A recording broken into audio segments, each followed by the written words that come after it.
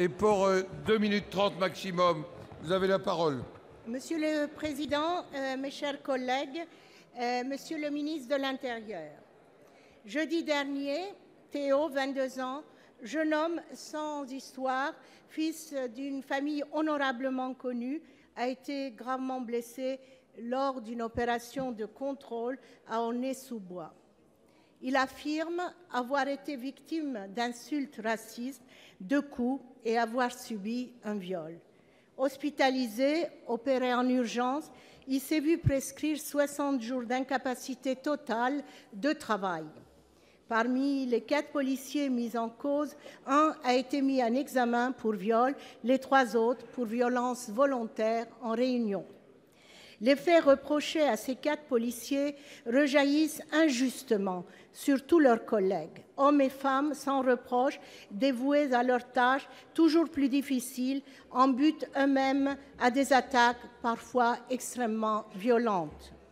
Pour le défenseur des droits, je cite, « Cette dramatique affaire illustre les conflits qui naissent parfois des contrôles d'identité. » Et il continue de demander que ces contrôles, je le cite de nouveau, soient réalisés pour des raisons objectives et vérifiables.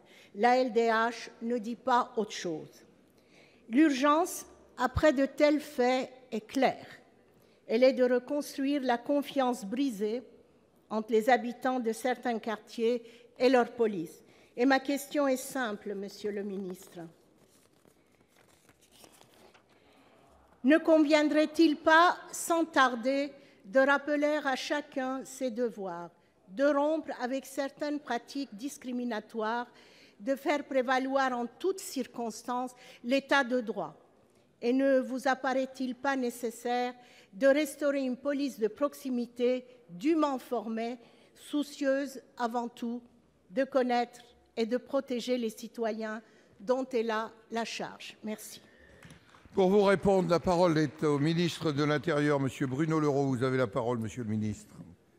Mesdames les sénatrices, Messieurs les sénateurs, Madame la sénatrice Benbassa, je veux d'abord dire que les blessures dont a été victime le jeune Théo sont graves, particulièrement graves. Et donc, au moment où je réponds pour la première fois à une question au Sénat, je veux l'assurer, assurer sa famille, assurer ses proches de ma compassion et de mon souci de la vérité.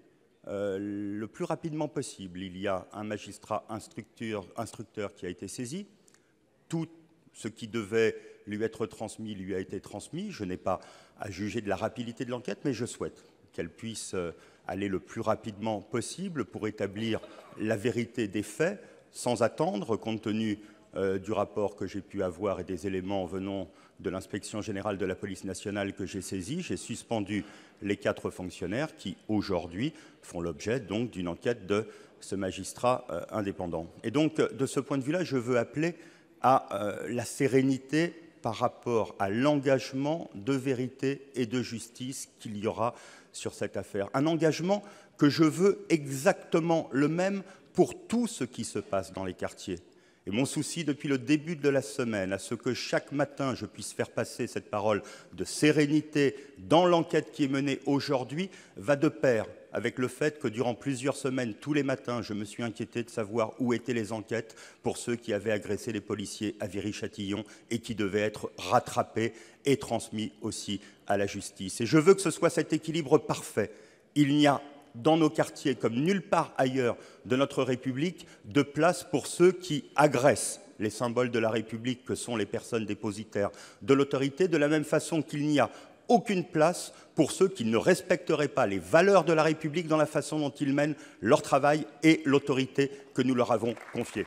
Et je veux, de ce point de vue-là, que les choses soient particulièrement claires. La question du rapport entre les forces d'autorité et la population est centrale. Il y a un sentiment que je peux rencontrer de là où je viens, ce département, mais d'autres pourraient dire la même chose. Je veux, là encore, de façon très concrète, dire que c'est au centre des politiques publiques qui sont menées par le renforcement des crédits, doublement des crédits du ministère de l'Intérieur sur la question du rapprochement police-population, la mise en expérimentation, après que les policiers en soient dotés, du système de caméras mobiles, dont je pense qu'il peut présenter le double avantage d'apaiser les interventions et de faire en sorte de rassurer les forces de sécurité. J'aurai l'occasion de préciser dans la question suivante ce que j'entends de ce point de vue-là.